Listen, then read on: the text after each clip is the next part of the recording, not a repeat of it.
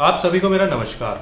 दोस्तों, आरआरबी का नोटिफिकेशन आ चुका है और काफ़ी सारे बच्चों के हमारे पास ये कमेंट आ रहे हैं कि क्या हम दूसरे स्टेट से अप्लाई कर सकते हैं अगर हमारे स्टेट में वैकेंसी नहीं है। तो सबसे पहले तो मैं पीओ क्लर्क के बारे में आपको बताऊंगा कि क्या आपको दूसरे स्टेट से अप्लाई करना चाहिए, और अगर आप अप्लाई करते हैं और आपका सिलेक्शन होता है तो लैंग्वेज प्रोफिशिएंसी टेस्ट क्या इसके अंदर होता है और इसके अंदर क्या प्रॉब्लम्स आपको फेस करनी पड़ सकती है या इजीली इसके अंदर आपका क्लियर हो जाता है। ये सारी चीज़ें इस वीडियो के अंदर हम डिस्कस करेंगे। और क्या दूसरे स्टेट से अप्लाई करने के बाद आपको वापस अपने स्टेट में पोस्टिंग मिल सकती है, इसको लेके भी जो न्यू एस्पायरेंट है उनके मन में थोड़ा कन्फ्यूजन रहता है। जो 1-2 साल से तैयारी कर रहे हैं उनको तो ये चीज़ पता होगी। तो सबसे पहले मैं आपको बताना चाहूँगा कि जो भी बच्चे बैंकिंग एग्जाम की तैयारी कर रहे हैं, गाइडली का नाम आपने सुना होगा, उनके मॉक टेस्ट बहुत फेमस है। ये 10 साल में एक बार ऐसा ऑफर लेके आते हैं कि 10 मंथ की वैलिडिटी के लिए इन्होंने कंप्लीट मॉक टेस्ट सीरीज निकाली है 2024 में। ये केवल 166 रुपीज़ में है, 10 मंथ की इसकी वैलिडिटी है और ये अभी 1 से 2 दिन तक के लिए ही ये ऑफर है। अगर आप हमारा कूपन कोड JEN12 लगाओगे तो आपको ये 146 रुपीज़ में आप इसको परचेज कर सकते हो। लिंक मैं नीचे डिस्क्रिप्शन बॉक्स और पिंड कमेंट के अंदर इसका शेयर कर रहा हूँ, वहाँ से जाके आप इसकी पूरी डिटेल देख सकते हैं। अब हम बात करते हैं IBPS RRB PO क्लर्क के अंदर आपको दूसरी स्टेट से फॉर्म फिलिंग करनी चाहिए नहीं करनी चाहिए। देखो, सबसे पहले तो अगर आप दूसरे स्टेट से फॉर्म फिलिंग करते हैं तो एक चीज़ अपने दिमाग में जरूर रखें कि आपका लाइफ टाइम जो है अपने होम स्टेट के अंदर ट्रांसफर नहीं हो सकता। जैसे अगर कोई राजस्थान से है और वो गुजरात से फॉर्म फिलिंग करता है या मध्य प्रदेश से फॉर्म फिलिंग करता है या उत्तर प्रदेश से फॉर्म फिलिंग करता है तो लाइफ टाइम उसको उसी स्टेट में रहना पड़ेगा, क्योंकि ये जो है ये ग्रामीण बैंक है और ये स्टेट वाइज रहती है अलग अलग। ये ऐसा नहीं है जैसे IBPS के अंदर आपने या SBI के अंदर आपने ज्वाइन कर लिया और आपका पैन इंडिया लेवल पे कहीं भी ट्रांसफर हो सकता है, तो एक टाइम के बाद आपको अपना होम टाउन या होम स्टेट मिल जाता है। तो एक चीज़ अपने दिमाग में जरूर रखें, बाद में फ्रस्ट्रेशन आए उससे पहले आपको पता होना चाहिए कि अगर मैं दूसरे स्टेट से अप्लाई करता हूँ तो या तो अप्लाई करने के बाद अगर आपका सिलेक्शन हो जाता है और उसके बाद आपकी कोई दूसरी जॉब निकल जाती है तो फिर बात अलग है। लेकिन अगर आपकी जॉब नहीं निकलती है और आपको वहीं वर्क करना पड़ता है तो फिर आपको अपने होम स्टेट के अंदर ट्रांसफर नहीं मिलेगा, भले ही आप PO हो या क्लर्क हो, आपको उसी स्टेट के अंदर काम करना पड़ेगा। अगर आप प्रमोशन भी लेते हैं तो भी आपको सेम ही स्टेट के अंदर रहना पड़ेगा।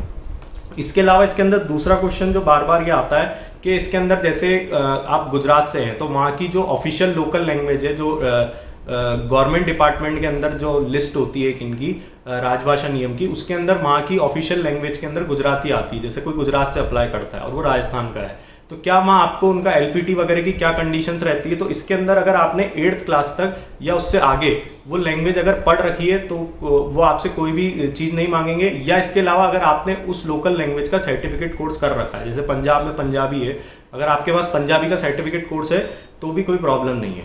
अगर आपके पास ये दोनों चीज़ें नहीं भी है और उसके बाद अगर आप अप्लाई करते हैं तो उसके बाद भी वो आपको 6 महीने का टाइम पीरियड देते हैं, जो भी उनका टेस्ट वगैरह होता है उसके लिए आप उसकी तैयारी करके वो दे सकते हैं। अगर आपका तब भी क्लियर नहीं होता है तो वो आपको पूरे प्रोविजन पीरियड के अंदर आपको वो एक्सटेंड करते जाते हैं और जितना आपका प्रोविजन पीरियड होता है उसके बाद आपको अपनी जो लैंग्वेज प्रोफिशिएंसी है वो वहाँ पे आपको टेस्ट करके वहाँ पे आपको प्रूफ करनी पड़ती है। अब इसके अंदर एक चीज़ ये है कि वहाँ पे क्या ऐसा होता है कि अगर कोई प्रूफ नहीं कर पाए तो उसको निकाल देते हैं, तो ऐसा केस मेरे को तो अभी तक सुनने में नहीं आया है। RBI असिस्टेंट के अंदर जरूर ये चीज़ें देखने में आती है कि वहाँ का LPT बहुत टफ होता है। उसका मैंने पहले कई वीडियोस बनाए जिसके अंदर मैंने आपको अच्छे से समझाया कि लैंग्वेज प्रोफिशिएंसी टेस्ट की वजह से वहाँ कैसे बच्चे फेल हो जाते हैं। लेकिन IBPS के अंदर या RRB के अंदर मैंने अभी तक ऐसा केस नहीं सुना कि कोई LPT की वजह से किसी को रिजेक्ट कर दिया। तो ये चीज़ आप मान के चलें कि अगर आप दूसरे स्टेट से अप्लाई भी करते हो और आपका सिलेक्शन हो जाता है तो आप LPT जो है आपका आराम से क्लियर हो जाएगा, इतनी ज़्यादा मुश्किल आपको देखने में नहीं आएगी। और वैसे भी आपका प्रोविजन 2 साल तक का अगर रहता है तो आप 2 साल में वो लैंग्वेज सीख के आराम से क्लियर भी कर सकते हो, या कोई सर्टिफिकेट कोर्स भी बैंक से NOC लेके आप कर सकते हो। अलग अलग बैंक का अलग अलग क्राइटेरिया रहता है, ये वहाँ जाने के बाद ही आपको चीज़ें जो है समझ में आएगी। लेकिन आप अप्लाई करना चाहते हो तो आप कर सकते हो, ऐसा नहीं है कि आप LPT की वजह से अप्लाई नहीं करें। ड्रॉबैक मैंने आपको बता दिया कि आपका ट्रांसफर जो है होम स्टेट के अंदर जो है वो नहीं होगा। तो ये छोटा सा वीडियो मेरे को आपको गाइडेंस देने के लिए बनाना था। अगर आपको ये डाउट है कि सर मैं इस स्टेट से अप्लाई करना चाहता हूँ, वहाँ की लोकल लैंग्वेज क्या है, तो आप नीचे कमेंट बॉक्स में आप पूछ सकते हैं, मैं आपको रिप्लाई कर दूंगा कि वहाँ की लोकल लैंग्वेज क्या रहती है। जैसे अगर कोई राजस्थान से है और अगर उसको उत्तर प्रदेश से करना है, हरियाणा से करना है, तो वहाँ तो हिंदी रहेगी। लेकिन किसी और स्टेट से करना है, पंजाब से, गुजरात से, महाराष्ट्र से, उड़ीसा से, जहाँ से भी अदर स्टेट्स रहते हैं, तो आप मुझसे पूछ सकते हैं कि सर इस स्टेट की लोकल लैंग्वेज क्या है, मैं आपको बता सकता हूँ।